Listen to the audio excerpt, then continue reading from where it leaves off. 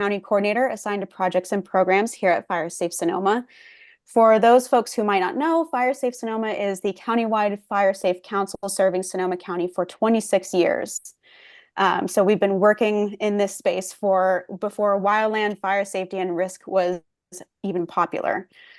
Before I get started, I just want to thank our amazing team here at Safe Sonoma for helping out. And with us today is Marika Ramsden, who is also a county coordinator in charge of Firewise, and Rebecca Fisher, who was our fellow this past year and is now a member of our staff.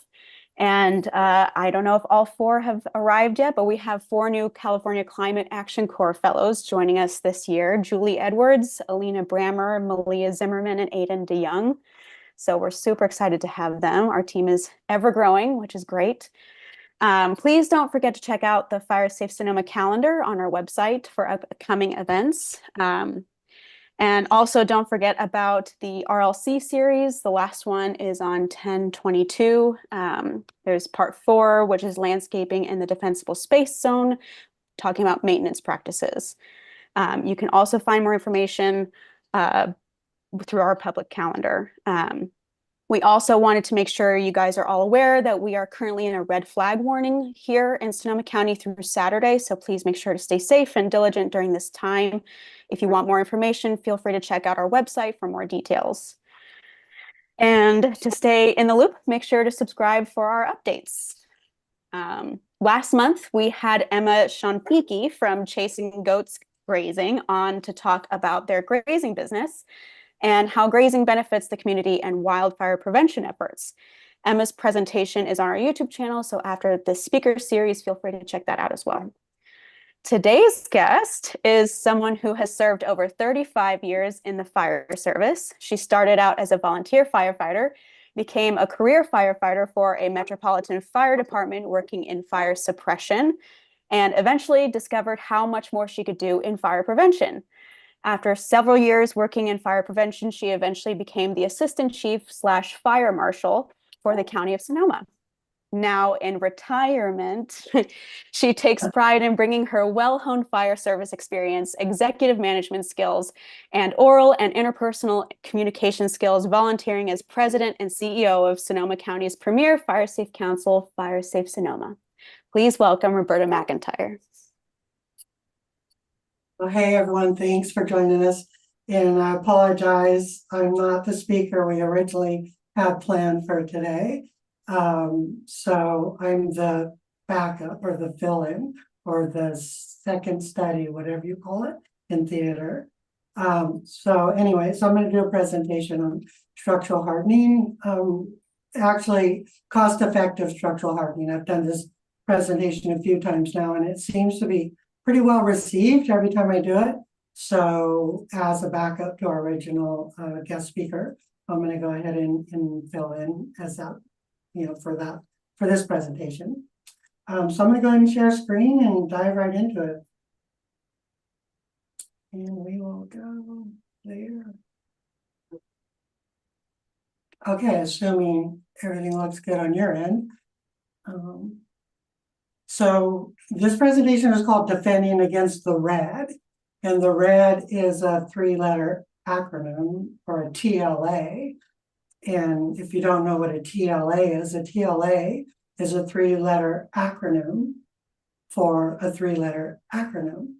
But anyway, so you'll learn a little bit more about what I call the RED in just a little bit here. I think we already covered who we are, and Emily did a great job introducing me, so thank you for that. So what's in the box? I'm going to cover today 3 fundamental areas. I'm going to kind of hopefully inspire people to take on some of these projects on your own home. Hopefully I will reduce some economic anxiety that some people have in terms of a barrier to try to get some of these projects done on your home to reduce, the threat of wildfire on your home.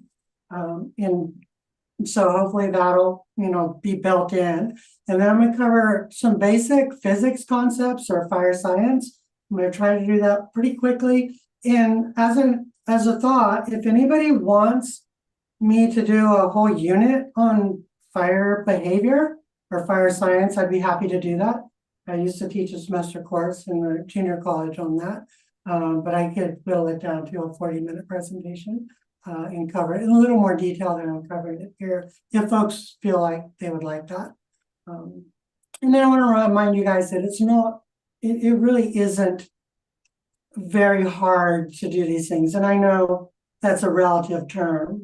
For example, back when the cable companies switched over from analog to digital, you know, they gave us these little boxes for a while that converted everything to digital if you had an old television.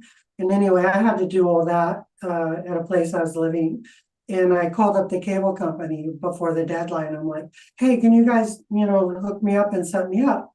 So then one day I got home from work, and on the porch is this box of stuff. And I'm like, what did I order? You know, and I open up the box and there's all this wire and this cable box. So I call up the cable company and I go, hey, you know, can't you guys come and hook this up? You know, they're like, well, you can do it. It's easy. It's not hard. And I'm like, well, wait a second. Do you know how to start an IV? And the guy's like, well, no. And I go, well, why not? It's not that hard. So hard is a relative term. And so I kind of use that term loosely. But I think for most people, the concepts I'm going to share here, they're relatively achievable with a little bit of work and not a lot of money. So first of all, to kind of set the stage, on the image here, you see the lunar module. And if you look at that structure, it's built for a very specific environment. You couldn't send something on the moon built out of just, you know, chunks of plastic probably, or cardboard, or even wood. It has to be built a certain way because it's going into a kind of an extreme environment. So they build this structure specifically for the environment that it's going into.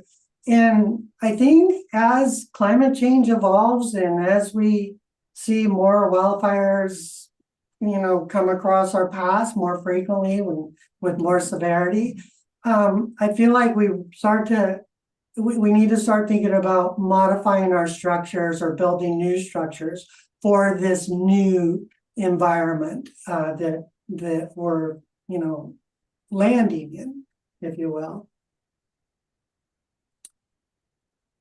In home hardening, it's the relationship between your home and its exposure to nearby combustible features, including vegetation, vehicles, accessory buildings, sheds, etc. And the regulations require specific home hardening things, particularly with new buildings, if you're in a particular fire severity zone.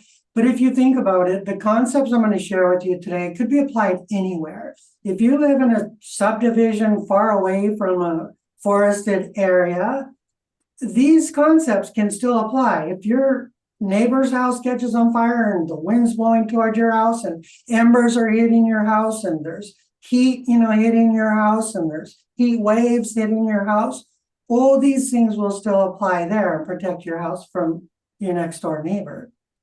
So it's not just for the WUI area. It's meant to be for any home, really. The concepts will apply. And then home hardening is really the term used to describe building materials used to resist the intrusion of flames or embers projected by a wildfire. And again, it can be applied to new construction or for retrofitting an older home.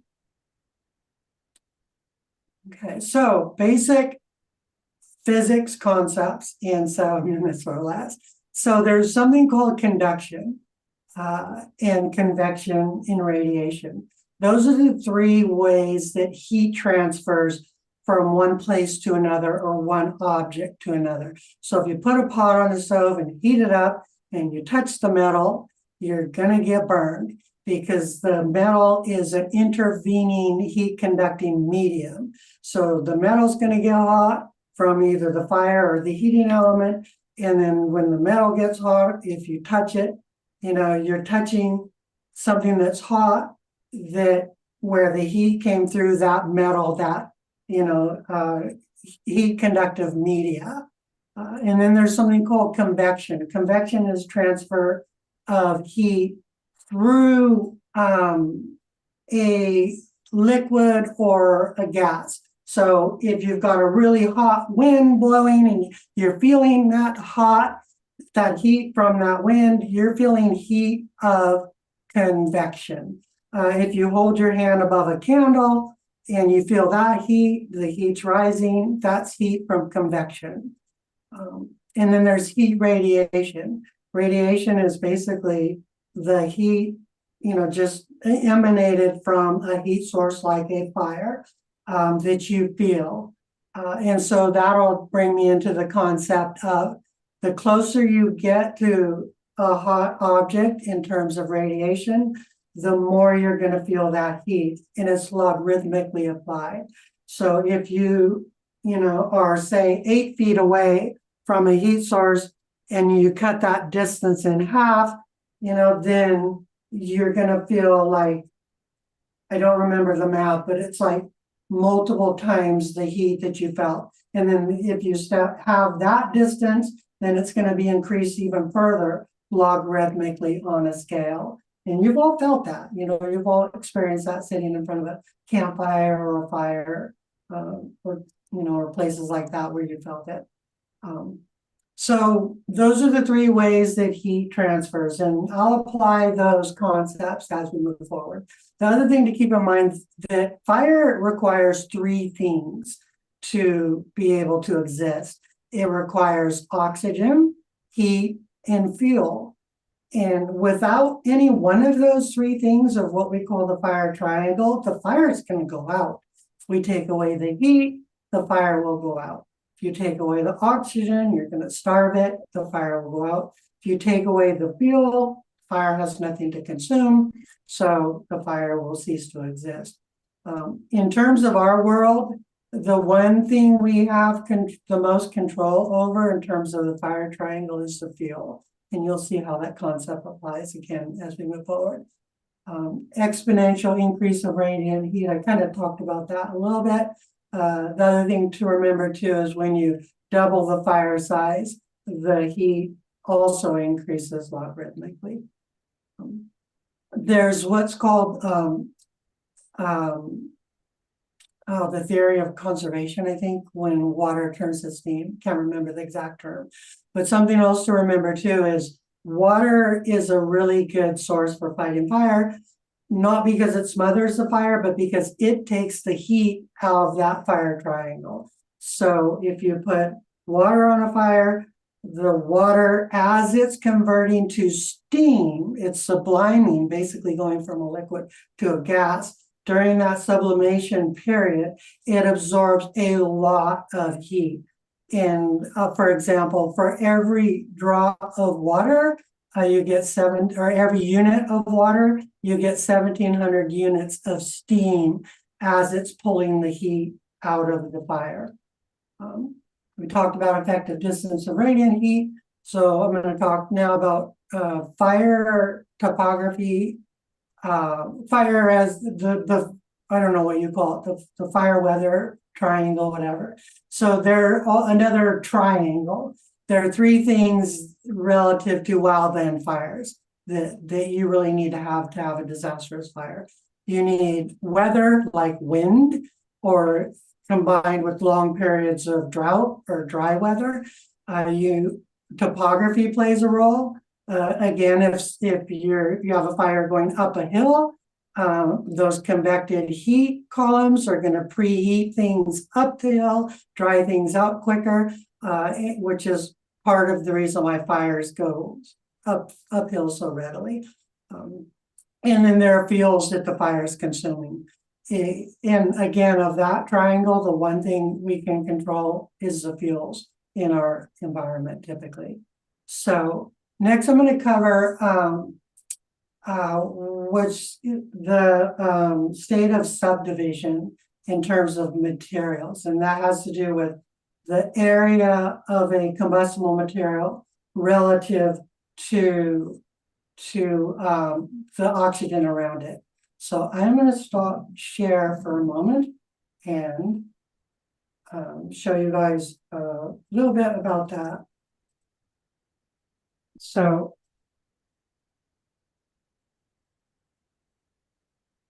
state of subdivision, for example, which is going to burn easier, a chunk of wood or sawdust? We all know that, right? The sawdust is going to be much easier to ignite. A piece of paper is going to be easier to ignite because the ratio of area of the combustible material to the air around it is greater. So if I took, this amount of sawdust, it's about, if I compress it, about the size of this block and put both of these over a candle, which one do you think is going to ignite easier and burn faster and hotter? It's going to be the smaller bits. So that concept applies to building construction. The bigger the wood piece or combustible material, the harder it is to ignite. Oops, sorry, I didn't mean for that to be so loud. Okay, let me jump back to our slideshow.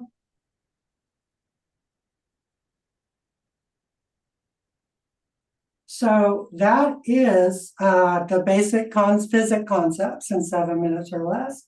It felt like 7 minutes, not sure.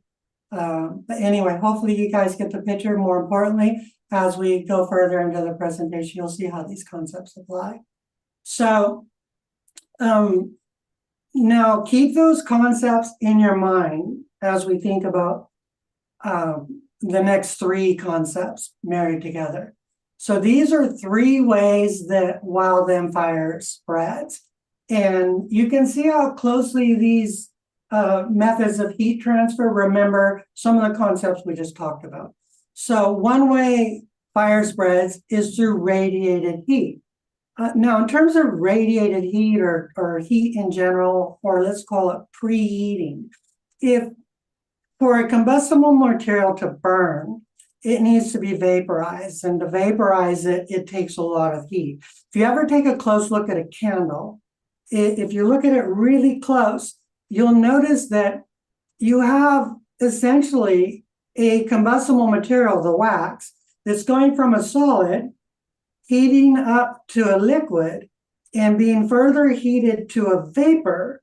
And the vapor is what is burning. The flame is consuming the vapor. It's not consuming the wax. It's not consuming the melted wax, and it's certainly not consuming the relatively solid wax. It's consuming the vapor. And so to get a combustible material to that vapor point takes a lot of heat.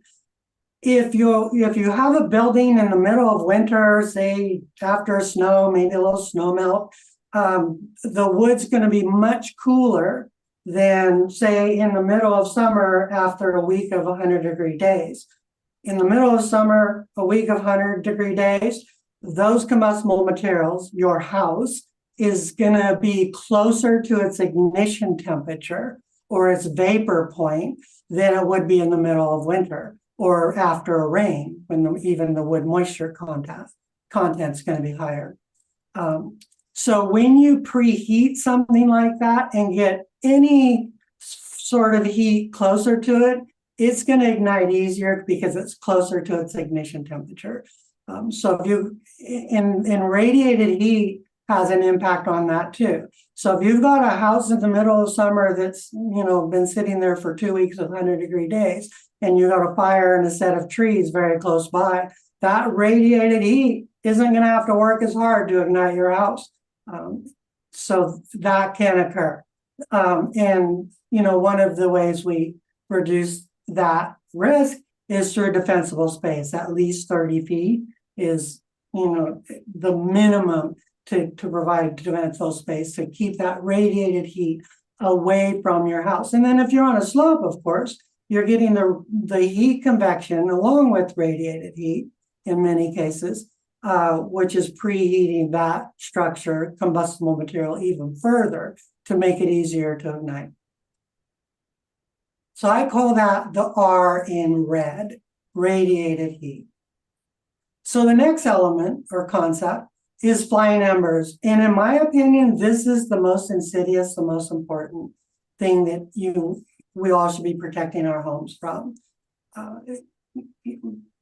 Radiate or embers can fly for miles, get into your house. They can land on combustible materials near your house, from a doormat to a broom leaning up in a corner to a pile of leaves alongside your house or whatever. In fact, those things are technically called receptive fuel beds. We might have a test question later on that. So remember, that's a receptive fuel bed. Any place where an ember can land and take hold and have a little wind on it and become a combusted or a burning combustible material. So the embers in my concept here are E. It's the E in the word for the acronym RED. And then, of course, you have direct flame contact, where an ember ignites through a receptive fuel bed, and that direct flame contact ignites materials next to it. And that, of course, is the D in this TLA, three-letter acronym, RED. I think this is an easy way for folks to remember what it is that you're protecting your house from. It's not DER, it's not ERD. I came up with this, and you'll notice this is a little out of order from the way some people present this material, but I'm like, you know what, let's make it easy to remember. So when I'm out there working in the yard or thinking about, structural hardening, I remember I'm defending against the red, the evil red monster that's going to come and get me for my house. All right, so let's talk a little bit about how those embers can land on fuel beds and become insidious little guys that can give us all a bunch of grief. So I'm going to grab some props over here. And I'm going to start with, I have your typical 1/4 inch vent, 1/4 inch material. You could see this up in the attic, soffit vents. 1/4 inch mesh was very typical. It is a very typical mesh in terms of providing the needed ventilation in a structure, particularly a wooden structure. And, 1/4 inch back in the day, that made sense. It's small enough to keep the critters out, but big enough to let, good amount of cross ventilation occur up in the attic space or in your underfloor area. But when we started having these wildfires, they generated embers. So for the sake of argument, we're going to say this is embers. And Marika is going to recognize this jar. She's probably been looking for it. So if you can imagine that this is the vent on your house, and these embers are wind-driven, flying through the air, this is what happens to those embers. I'll have to vacuum that later. They get into your house. And so they'll get into your house, up into these eaves vents. They can get into your house through underfloor vents and land somewhere on your house. And if you have storage under here, that's a receptive fuel bed. Oftentimes they can find receptive fuel beds, somewhere in your underfloor area. Probably more likely even in the attic, you'll find a receptive fuel bed. It's not uncommon. If you have an older house with cellulose insulation, the old insulation probably around the 1950s, if you haven't changed out your attic insulation in your house's 50s era or earlier, it probably has cellulose blown in insulation, which is combustible. They didn't start requiring fire resistant insulation in attics until sometime after that period. So that shows you kind of why we're worried about the vents. However, if you take and change those vents into the recommended 1/8 inch or smaller, like this is, And then you get those embers in there. Not so big a problem. Maybe some little guys will get through, the real hardy guys, but not as big of a problem. So just by doing a simple low-cost retrofit, like swapping out your vents or putting these over the old ones, you can reduce your risk quite a bit. So let's look at where we might want to do that.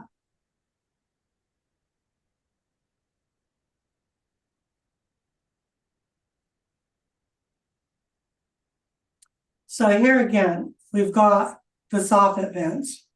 Right up here, these are spots where embers can get in. But we have a solution for that.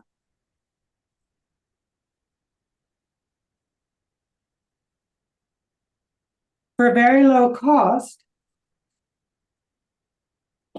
you can purchase these vents, which are really quite small grid. Let me switch over to this camera and see if you can see it better. So the mesh on this is smaller than 1/8 inch. It's actually quite small. And if you take these guys and just go up in that area and pop these in. I'm not going to pop this one in because once I pop them in, I can't get them out. Can't get this one out. But normally the vents have the 1/4 inch in the back. You know, this is not an uncommon style of vent for the attics in many homes. You can just take and pop that guy in there like that.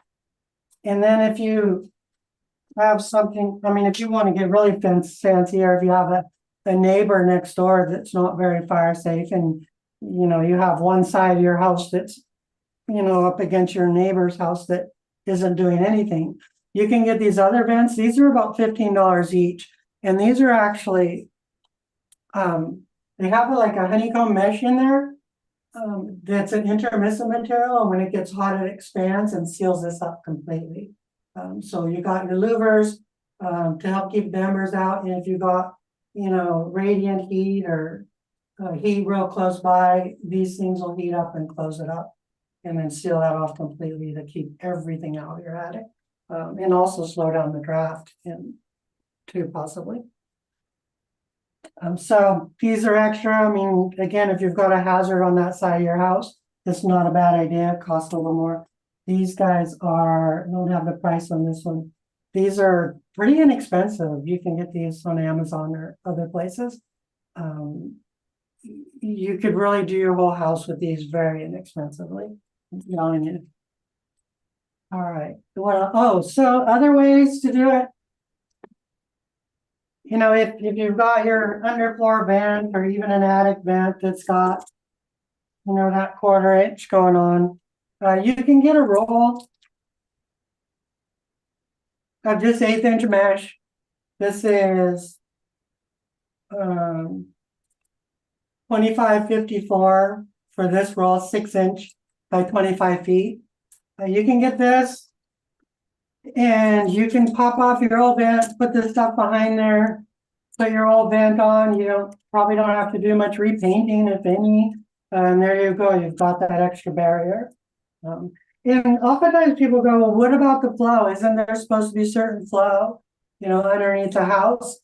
You know, so in terms of the underflow requirement, there's a ratio where the code says for so many cubic feet of area you need under your house or in your attic, you have to have certain square inches of vent area. But the code, last time I looked, it doesn't specify what size mesh that has to be. And I feel like most homes, when they're built, they throw these vents in willy-nilly. You know, the framers out there, it's like, okay, we'll go 2 joist bays in a vent, 2 joist bays in a vent. You know, I honestly think that there's a lot more venting in your underfloor areas than what's oftentimes required. So I personally would not get too terribly upset about, you know, worried about blocking my airflow underneath in the underfloor area, even the attic area. just by adding 1/8" mesh. However, if you go smaller than that, you can have an issue with, you can have potentially have an issue with when you repaint or something like that. These things can get clogged with paint, and then you can really start to obscure that opening and cause some grief there. And then again, if you've got your recalcitrant neighbor, if you want to have extra protection on one side of your house that is particularly threatened from wildfire, you can get these. This is what's called a Vulcan vent, and it has that intermittent material in there that I showed you on that smaller piece. That again expands and closes that gap. You know, these clearly are not too difficult to replace, all in all. Yeah, so that's all I have with events. Let's kind of get back to the slideshow, and we'll get caught up in terms of the slides.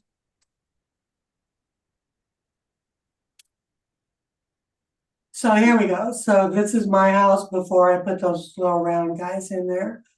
Oh, there's the price. Pack of 6 is $15 on Amazon. You know, so if you figure these are probably every third joist bay or rafter bay, you know, not terribly expensive. You know, if you're afraid to get on ladders, maybe you could find a younger person to get on ladders. The older I get, the less I like ladders. Again, install 1/8" mesh in your crawl space area. Those are, you know, if you replace the vents themselves, they're around $4.98, $5 each at Home Depot, depending on what size you're getting. You know, 4 by 15 or 6 by 15 or whatever. Or you can get a roll and just do as I described. Another thing to keep in mind too, that you want to make sure that, you know, you have some clearance between grade and the bottom of wood siding. And even if you have some, you know, non-combustible inorganic mulch here like gravel or hardscape, you still want to keep that distance, because what happens sometimes is when you get those windy days, it can blow in leaves and things like that that can bring with them a receptive fuel bed. So that's something to be aware of also. And I think CAL FIRE, we just did a training with CAL FIRE. I think code says 6 inches to grade, but CAL FIRE is recommending now 8 inches to grade for that very reason.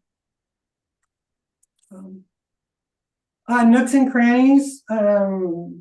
When I say nooks and crannies, caulk the gaps. If your house has been painted more than about 10 years ago, you probably got some gaps starting to appear. And so getting out there with a tube of caulking, on a nice, not too hot day, you can run around there with a ladder and a caulking gun and listen to music or the football game or your favorite, talk news show, whatever. And you can lay down a lot of caulk pretty fast.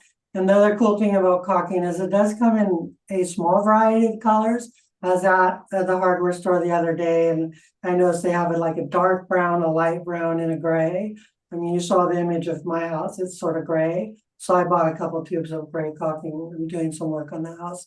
I had to get some, and the gray is actually pretty, it's not exactly the color, but it's pretty close. So if I caulk it now before I have the house repainted, it won't look too terrible until I can get it painted. Let's see. Okay, this is really important. If you have a wood fence right against your wood house, your wood siding, real good idea to put a break in that continuity, because the fence literally acts as a fuse, like on a stick of dynamite. And so once an ember lands in a receptive fuel bed at the base of a fence and gets that fence going, that fence, I mean, it's perfect campfire fuel. It's perfect firewood, and it's positioned really well to burn and continue burning. And so the flame's going to grab it, fire's going to take hold, and that until somebody finds it to extinguish it, that fire is going to follow that fence line all the way to your house, to your neighbor's house, and then once that house catches, if there's no one around to intervene in that fire, then it's going to continue to go and go and go. And, there have been situations where that has literally happened. So how do you fix that? If you don't have a wooden fence, or if you have a wooden fence in that area now, and while we're in this red flag warning period, if you do receive an evacuation order, go out and open the gate and block it open with something heavy, because you don't want the winds that are coming to shut that while you're gone and, connect that fuse again. So break the circuit, open that switch, open that conducting medium. And so when the fire burns the fence, it'll get to that open space and stop. And then as soon as you can, just put in a section of non-combustible fence. This is a pretty cheap installation, probably less than $250 in materials. The gate's already made. You drive in 3 posts, maybe 2, if you're fastening right to your house with the chain link, and bolt that all together, and you're golden. A pretty handy person could probably do this install in half a day or less. Again, it's not that hard. I'm not going there again. All right, if you have any areas on your roof that have gaps and holes in, remember, you're trying to prevent those embers from finding a receptive fuel bed. And so if you can keep those embers from getting up underneath spaces like this, block those. For some tiles, they have actually commercial plugs that you can fit in there depending on the tile manufacturer. In this case, what they did is they just used a red tinted mortar, which is basically a cement without a lot of gravel in it. And it's just pasted in there. And I'm guessing it's probably used to have that in there, and it over time fell out. But plug things like that. Even a metal roof, if you have open edges, make sure you plug that up. You can also use this thing called rock wool. Tear it off in a chunk and stuff it in there, or mineral wool. Forget the exact term. And then, of course, we all know this when install non-combustible gutter. And why? Because you're preventing combustible materials from gathering in this trough and creating that receptive fuel bed. If you get that receptive fuel bed there, an ember will get there. This is a really vulnerable spot in a roof. Oftentimes it's not properly flashed, and you can see the edge of the plywood right there. You get a little bit of a campfire going here, started in the receptive fuel bed. Not going to take long to get that flame up in there and get that roof going. Asphalt shingles, it can be a quote unquote class A roof if properly installed with the substrate and the entire assembly, etc. But asphalt shingles will burn once they ignite. They will continue to burn.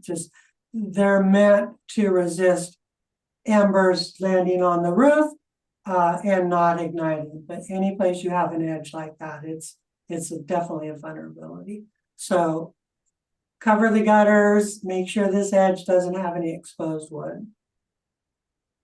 Weather stripping, whether it's around the garage or the door, your front, any exterior door should be well weather stripped. If you've got a gap in there big enough such that a draft can pull an ember in there, then, oh my gosh, how many receptive fuel beds are in your house?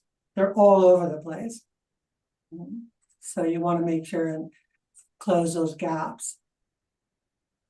Skylights, I'm not going to spend too much time on skylights. The most important thing with skylights is if you have one, close it before you evacuate. If it's open a lot, you could put an 1/8 mesh screen in there.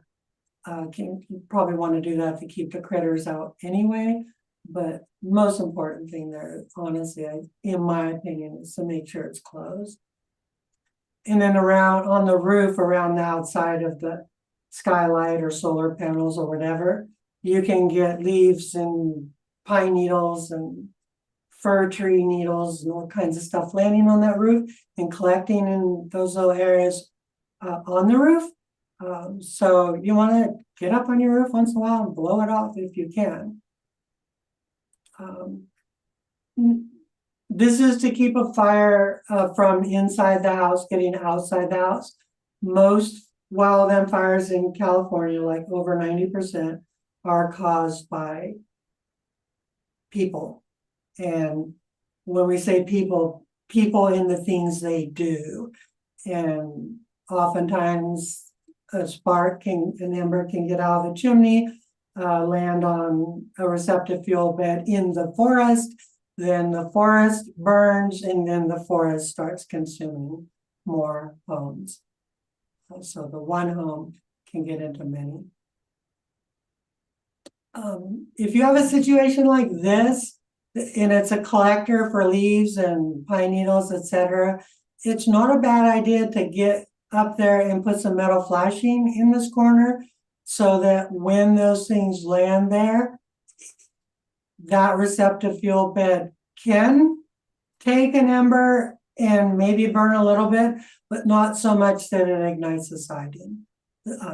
This is a big job. I don't think a permit is required for this because it's non-structural. It's really cosmetic. You could argue, I would argue it's cosmetic. If you live in an HOA, that might be a different story. Yeah, I live in an HOA. If they saw me doing that, they would stop by and go, "What are you doing? Are you going to paint it the right color?" But anyway, anything you could do to break up the continuity of the combustible material and the receptive fuel bed that's likely to get there.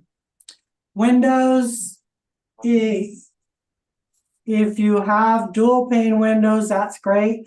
Most homes built after probably the early 80s because of energy requirements, title or whatever they call it. Forget the code section for the energy. But energy, anyway, if you built a house in 1980s or so or later, you were probably required to install dual pane low E windows. So that's good. You've got the dual pane, that's helpful. If you live in a WUI area and you're replacing the windows, my recommend is you put the WUI windows in there, which are, in addition to being dual pane, one of those panes is going to be tempered glass. But if you don't have any of that, you got like this here, single pane old window, glazed with, glazing putty and glass pins, holding that glass in.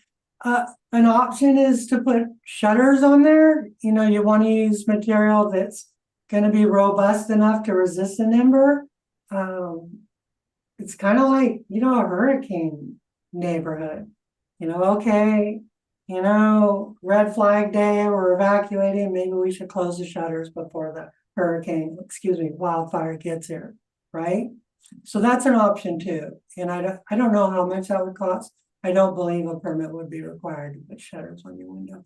And some houses, they have shutters on either side of the window just as a cosmetic thing for appearance, for architectural reasons. We got about 15 minutes left, so I think I'm going to make it in time for Q&A. Okay.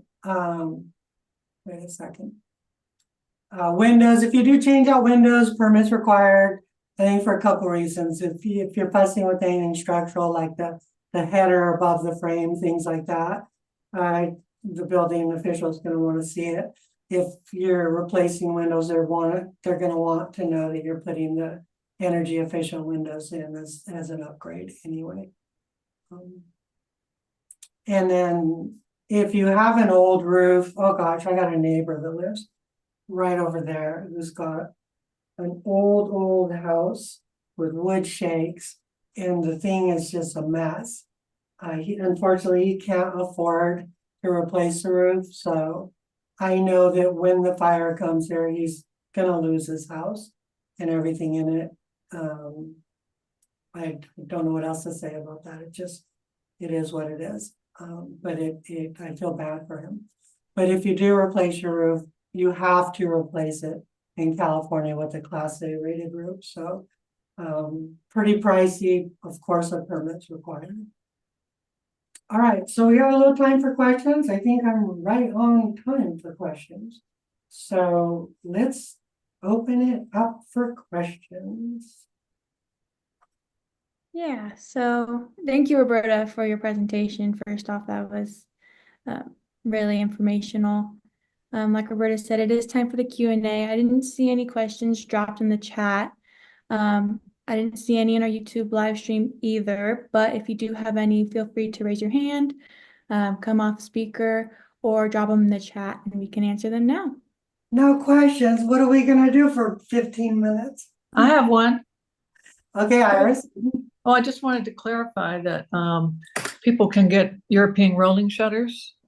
Yes. And that probably an HOA could not object to that because they don't really make a difference on the house. And a lot of people do live in those. And then when you mentioned flashings, applying flashings at the change of, a roof direction Right. that may not be flashed, it does need to be done properly so you don't encourage dry rot Yep. inadvertently. So that I think is kind of more of a professional, at least, who's used to doing flashings, whether a roofer or not. Yes, exactly. Iris, the project I have going on my house right now is I'm replacing wood trim around some of the windows. Yes, I remember. Yeah. Yeah, I think I told you the story. Yeah, the contractor, when he did that, he didn't put the flashing. And Yeah. I show up when they're building the house, he's like, oh yeah, I trimmed out the windows, but I didn't have any flashing. I'm like, dude, the flashing's right over there in the pile. Yeah. So now I'm fixing the bad job he did. Yeah. Yeah. But yeah, absolutely. I agree, Iris. A job like that, because you're going to rip off the siding and you're fussing with the existing shingles and everything else. And you don't want to create a leak inadvertently into your house either. No, because you can have your roof rot away for years before you even know it. You go up there to blow off all those receptive fuel beds and put your foot through it. Yeah. Well, thank you for this presentation. I think your pictures are really good. Thank you. We have a question from Chris in the chat. There are so many properties with wooden decks. One person in our area plans to build a rock wall from the ground up to the bottom of the deck. How do you think this will work? I don't understand the scenario of the rock wall up to the bottom of the deck. I mean, if he encloses the space and keeps embers out of there, then that's probably not too bad. But one thing that is becoming popular with decks right now is if you've got a deck and you don't have the wherewithal to replace the whole thing, it's not a bad idea to take out, 2 or 3 of those 2x6s close to the house and replace them with non-combustible 2x6s. You can actually get an aluminum 2x6, in, I forget what lengths they have. I'm sure they're 10, 12, 16 feet. Not terribly expensive, and pop out those old 2x6s and put those aluminum 2x6s in there. Probably find, some paint to match whatever you have, whether it's redwood, find a paint that's close to what your redwood looks like currently. That probably wouldn't be a bad fix for something like that. Iris, it looks like you have a thought. I do. I think, IBHS is suggesting if you have wood siding and you have a deck coming off of it, that you have the bottom 6 inches of the wood siding to be hardy siding or metal flashing. Also, yeah.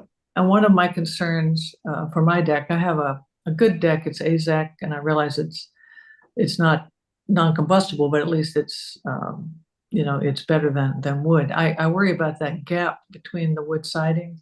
You have to have a gap because the material expands and contracts. And I used a regular aluminum L that you could just caulk into the bottom to the siding, and therefore the bottom piece can still expand and contract. And embers can't get into that little piece. That it's like just stronger than 1/8 of an inch gap. Great place for Yes. ember. So in this case, if I was gonna put a deck on here, I'd replace like these two pieces with hardy plank, Yeah, or the probably the corner too.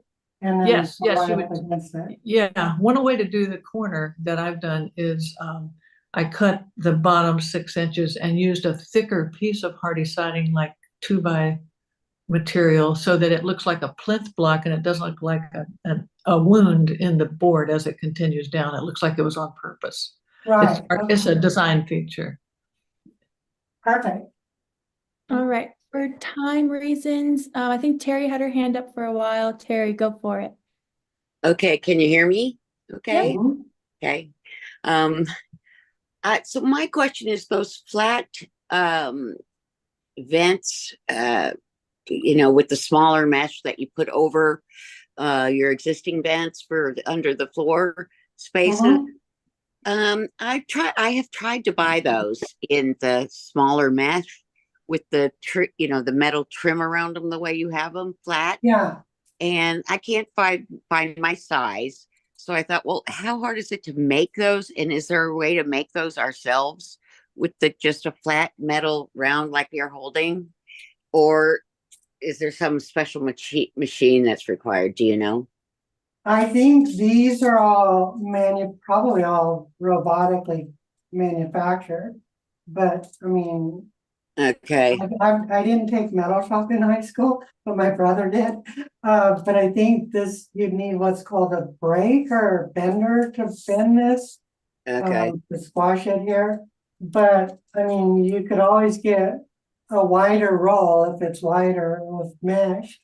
Because the mesh, that comes in different widths, and pop the old one off and put this behind there and, do something like that. And this tape normally wouldn't be on there. I just put it there so I don't hurt myself. But you just put it under there. You'd want to wear gloves. But that's my recommend, I guess, if I understand your question. Okay. Well, Yeah, I wanted to put one of those flat things just over my vents are wood trim. I tried to get one off one time and the whole thing just fell apart on me. And there's just a big hole in the side of the house. So yeah, they do have these in different widths. This one's $5 in 2003 at, I think, Home Depot. But they do have them in different widths. I don't know if they go too much wider than this. You could always double them up, if you needed to. Like yeah, I get have 2 3-inch ones to by cover 14, I think is what mine are. Yeah. 6 by 14. Anyway, they didn't have them at Home Depot. They only had like one size and it wasn't mine. So Oh wow. Yeah. okay, Yeah, try Freeman Brothers and Lowe's. I was just curious if we know somebody that makes those or if I could have done it myself. Okay, Oh. thank you. All right, so looking in the chat, Heather says, I have Enphase solar and several batteries installed on my exterior.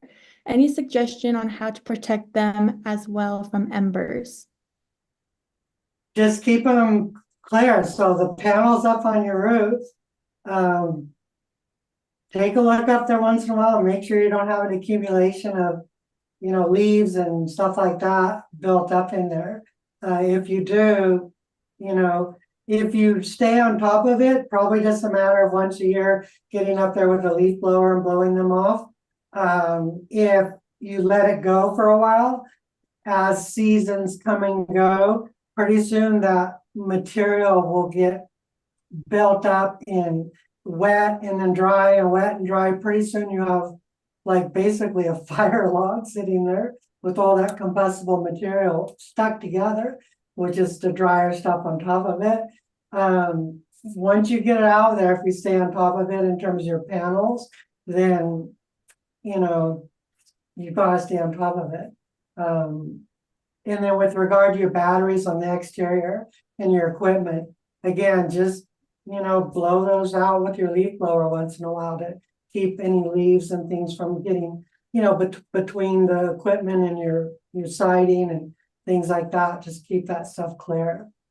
Hopefully Alright. that helps. Last question I see in the chat from Marcia. I have a metal roof, Trex deck, and wood shingle siding. I was told metal flashing won't work on shingles. I need to replace the wood shingles with hardy board shingles. Do I need to replace all of the shingles or just 6 inches on the bottom? You will lower your risk. Your risk will be reduced depending on how much of those sidewall shingles you can replace.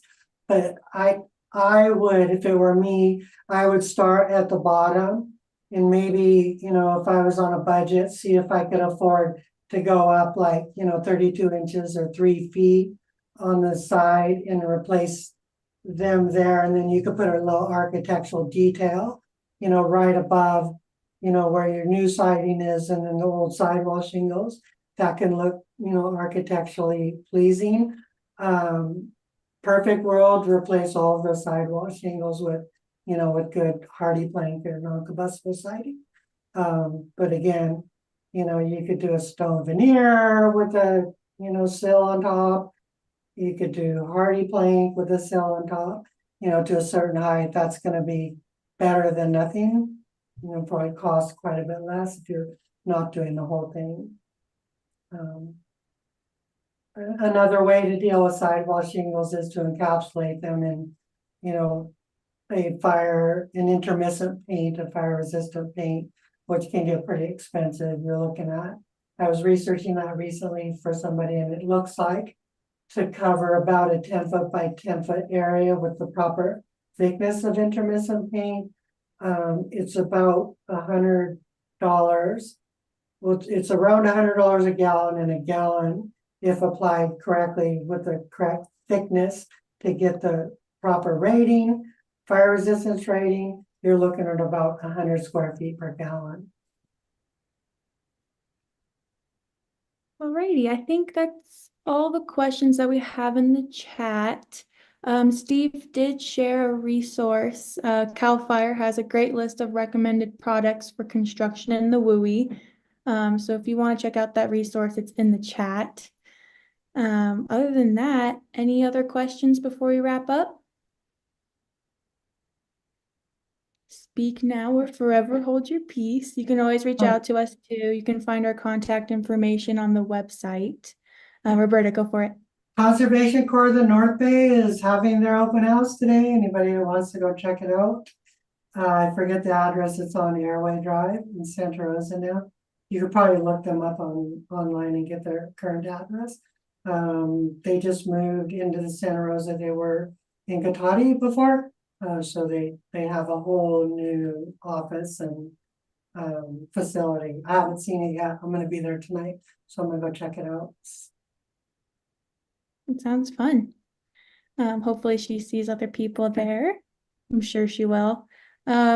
So next month we will be joined by Chief Scott Westrope and Chief Ben Nichols for our last speaker series of the year. Just a reminder, we do go dark in December. So November is our last one for 2024. Chief Westrope and Chief Nichols, they will be presenting on they're presenting on CAL FIRE and the hierarchy of fire officials that work throughout California and our county. So not just CAL FIRE, but different or different fire agencies within our county. This will give our viewers a good or better understanding of how the system work together and separately, as well as the roles of each official. So I will drop the link in the chat for you guys to register. Our last one, you're not going to want to miss it, and some big names, and they present really well together. So I definitely recommend checking out what Chief Westrope and Chief Nichols have to say. But yeah, it's going to be, I think it's going to be good for all of us working in the wildfire safety and risk reduction space, because I've been in the fire service for 44 years now. And I still get confused about, okay, battalion chief, division chief, unit chief, And so they're gonna describe how that works and then how the various agencies interact. So it'll be pretty interesting and informative. It's a good way to close out the season, I think. All right. Well, thank you guys for coming. You're all free to go, of course. We'll see you next month in November. Hi, guys.